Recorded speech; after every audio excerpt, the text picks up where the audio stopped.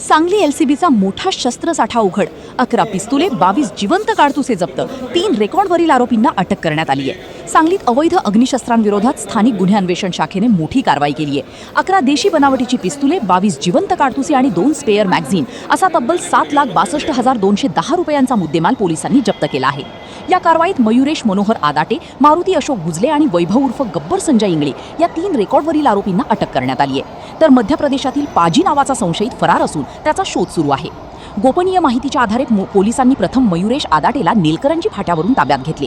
त्याच्याकडून मिळालेल्या माहितीनंतर मारुती गुजले आणि वैभव इंगळे यांनाही अटक करण्यात आली.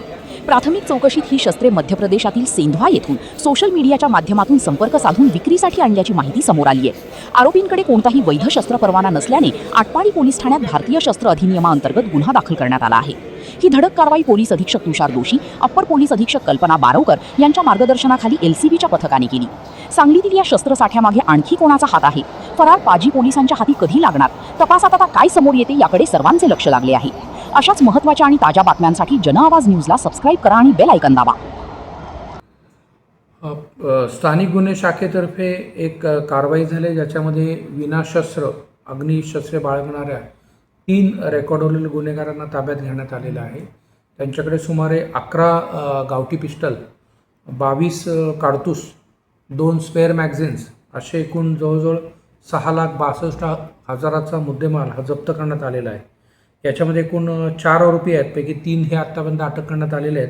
त्यात मुख्य आरोपी आहे तो मयुरेश आदाटे, हा मूळचा सांगली खानापूर तालुक्यातला आहे, परंतु सध्या तो पुण्यात राहतो.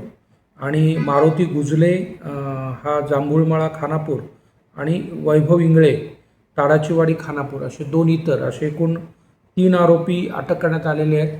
त्यांना ज्यांनी सप्लाय केले ते मध्य प्रदेशमधला एक आरोपी आहे. त्याचा शोध घेणं चालू आहे. आणि एकूण 11 पिस्टल आणि 22 काडतूस असा मोठा मुद्देमाल हा जप्त करण्यात स्थानिक गुन्हे शाखेच्या अधिकारी कर्मचारी यांना यश आलेलं आहे.